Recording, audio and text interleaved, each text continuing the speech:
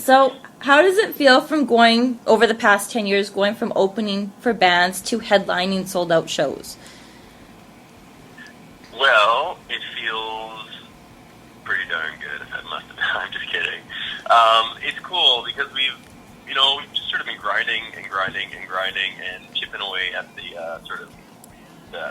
that goal of growing and making this a job from a point where it was just a dream. I think that's the best part about it, is that you can actually focus all your energy onto playing the music and recording your albums and invest in the show a little bit more rather than just showing up and plugging in your amps. We can put some production on the stage and make the experience a little more immersive for the people coming out. So it's weird because it's not like, it's been such a gradual ride that it's not like you put out one single and all of a sudden you're gone from opening for somebody to, headlining your own shows and all that stuff. It's been such a little build at a time that there's no real particular wow moment. And I think that's a good thing because it keeps us sort of grounded and understanding that, all of those fans that we have are valuable and they're true, hardcore, loyal fans. And I think because of that, we also have a really good relationship with them. They get our humor, luckily, because sometimes it's questionable taste. And sometimes it's just my specific, very niche, usually not funny humor, but I can't help it because that's all I've got. But it's pretty cool to just have been able to spend 10 years working our way up and to still be grinding away trying to reach more people. What's your favorite song to perform?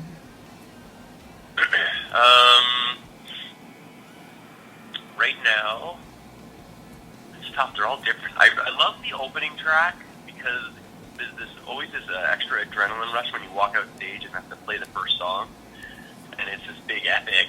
Like right now, it's the first one, Astoria, the first one on the album, and it's got these big rock moments. And at the end of the song, there's like this, the Who kind of type moment with the big guitar riff, and that always feels like you're like coming to life, and it's like a little victory already. But then at the end of the set, it kind of comes back around to that, and I like that in a different way because it's sort of like getting the final victory, because the whole album's a bit of the storyline of it is a pretty hard, struggling time in Josh's life for a couple of years there, and then at the end of the album to have this like I won, like I made it through the darkness kind of thing, and the music reflects that. It's even within the show itself, I get that feeling every night, and makes me feel alive, but it also makes me feel like you have a daily battle even to try putting a good show, and when you have a good show, there's nothing like it. So starting with this high pressure song and then ending with this total payoff is amazing. And then as far as just like tons of fun to play, there's a song called Yesterday, which is I think it's the third song in the set right now. I mean, it might change, but that one is so much fun. It's just upbeat, and it's a weird song, like not pretty typical with the format and the parts and stuff, but it's really fun to play. What's your favorite song you've written so far?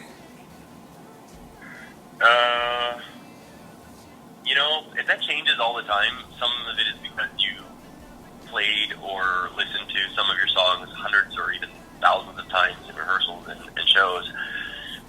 So it's usually newer stuff. Those opening and closing tracks from the last two albums, even Masterpiece Theater Part 3, those 5 songs are still probably in my top 10. Who Do You Love is actually the current single. It just came out to radio a couple weeks ago, and the video, we just finished it, so that'll be out, which I've been pushing for that song to be a single because it's probably, I think, one of our best single type of songs we've ever done. I think the lyrical content is strong, emotional, and I think it's great because it shows off all of the harmonies we do, but in a more, digestible format rather than having to be in this crazy epic. It's just a little bit more straight ahead, but still what we do best, and I'm very happy that that's the single right now. Do you have a ritual before you go on stage? Yeah, we do. Each guy probably has their own little bit of a ritual, but usually we do the sound check party and meet and greet and all that stuff throughout the afternoon. And let's say our show starts at 8, and it varies. Sometimes it's 9 or whatever, but I'm just going to use that time right now. Say we're done all the daytime stuff around 5. We all like rush off to get a little bit of a meal between 5 and 6. And then from 6 to 7, we stretch and work out and get our exercise. So we feel good and keep in shape while you're on the road, which is something that's a new routine on this album that we've incorporated. And it's funny because you actually go out on tour and come home in better shape than when you leave, which is, very drastically different than what had happened in the past, where I always come back a few pounds heavier in the wrong pounds. But now you go on the road, you come in shape, you feel good, and in that last hour before the show, for me, it's just, you get your show clothes on and warm up the voice a lot, like press it, rest it, and then like the whole day long and getting the voice there. And Josh, especially for what he has to do every night, really takes care to warm it up throughout the whole day, and then in that last hour you really start getting it at that show level. But yeah, there's a real ritual, and then right before we go on stage, we have a chant. That's a top secret chant, but we do it like the last thing when about 30 seconds before we start the show. What's the first song you ever learned? First time I ever picked up a bass, because I didn't know what the hell I was doing, I started learning nursery rhymes. So I'd be playing like ABCD or Baba Black Sheep, which are the same thing, and Twinkle Twinkle Little Star musically. And I just would start making up my own stuff, like right off the top, just sequence of notes that pleased me. And then things like Jane's Addiction, because there's some really cool bass lines on Nothing Shocking and Ritual, Dillo Habitual. And you can really hear it in that album. And Smashing Pumpkins and The Cure. A lot of stuff my older siblings would listen to. The Cure is a lot of really cool bass lines that kind of carry the song, and I like that their guitar is a lot of the color for it sets the mood, but the bass and drums really drive it. So those would be the ones, while learning bass, I would say were bigger influences for me. What's one song you wish you wrote? I don't know if you follow our social media and stuff, but I was in Germany at the end of that tour. We had to cancel a couple shows because Josh had laryngitis, which sucks. But I just stayed and went to Berlin for a couple days. And then at the airport hotel, the night before my painfully early flight, there was this, in hotels when you turn on the TV, a lot of times they have, their default self-promoting channel. Yep. There was this crazy, epic, guitar-driven German rock kind of thing. And I remember thinking, oh my God, if I could write just one song, I couldn't turn it off. It was on a loop, and I just kept listening. I also couldn't find the remote control, so that might have something to do with it. But when I was younger, thinking if I could have written the last 2 songs on Siamese Dream, and they were the only 2 songs I've written, I probably would have been happy. The sequence of them, what are they called? Sweet Sweet and Luna, I think are what they're called off the top of my head. What's your favorite bass that you're currently using? Good question. To record this album, I got a vintage Fender Telecaster bass, which sounds amazing on every single song. So that's definitely up there. But I also got a bass I've wanted for a long time, which is a Gibson RD Artist, 1977 Gibson RD Artist. It's not that expensive or anything, but it's just so grindy, and it's such a badass looking bass that it feels just really cool when I play it. So it doesn't sound good in every song, though, because the sound is so brittle.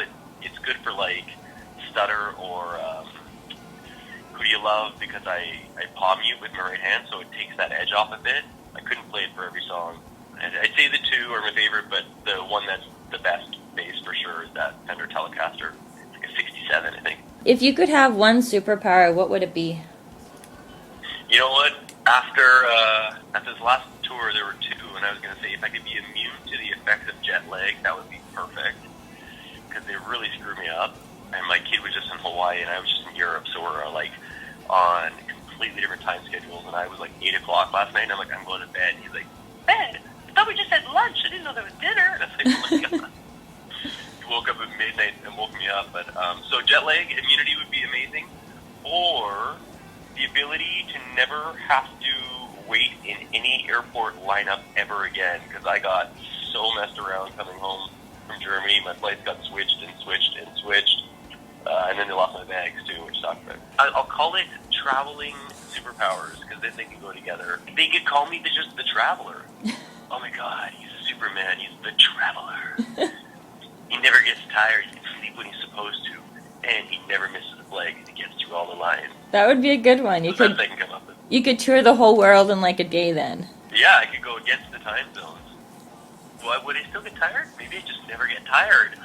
What's a guilty pleasure song or band? This is an interesting one because it's not necessarily, I guess it feels guilty because I'm not necessarily a fan of the artist, but I'm a huge fan of the song. But I think that's more about the songwriting and the production. So I'm kind of tired of it now, but I still think what the work is amazing. Is a lot of the singles off that last Taylor Swift album that Max Martin helped write or wrote with her, but is the key writer, I think. That guy can make a great pop song and have it somehow sound special and unique, but still fit in with the format. So the guilty artist would be saying Taylor Swift, but the more behind the scenes side would be completely without guilt saying Max Martin stuff. I would turn on the radio and hear a new song. I'm like, oh, I like this song, and then find out later, I'm like, that's another Taylor Swift song. I'm like, F. And then I looked up online and found out all the singles were Max Martin songs. So I was like, well, that guy just keeps doing it, man. He's a machine. He's a genius. What's one thing on your bucket list? Well, one of them was getting to play in Europe. So, I mean, we just did the UK shows, but I guess that's kind of off the list. I'd love to play Japan. These are work-related bucket list stuff. I'd love to play like one giant UK festival for like one of those, 100,000 plus people shows. Even if it's not for us, if you're like, there are 7 bands and you're number 3 or something, but to play for a crowd that big just to feel it, I mean, I think the biggest we've done 40,000-ish was the biggest crowd we played to, and I remember thinking it looked endless, but like 100 or 120, 50,000, like that would be just to say you did it. Each time you go on the road, does it feel any different? It feels different when you have a new album because you sort of change the product that you're trying to represent, like the album's concept and stuff. You want the show to reflect it, so each album it changes. It feels a little bit different in different countries. Like the UK, it's funny because it feels different until you play the show, and then the crowds are always just so supportive that similar to a standard sort of experience for us. That says a lot about our fans, about how passionate they are everywhere we go. So I don't know. See, when we do more countries where English is not the first language, I'll have a better idea. And like if we'd done the, Paris and Germany and Amsterdam and stuff like that. So we're going to go back, I think, and get those done too. So we'll see. But that's an interesting question. If you could relive 1 year of a life, what year would it be and why? If I could relive 1 year of my life, oh man, that's such a different tone to kind of question. It could be like the year I had the most fun or the year I made the most mistakes and would like to redo them. I wouldn't mind reliving this last 12 months of my life, actually, because there are a lot of both of those things I would do differently. I would savor all the shows we played. It's been a really fun year, maybe the best year we've ever had with our live show. Yeah, I'll leave it at that for now.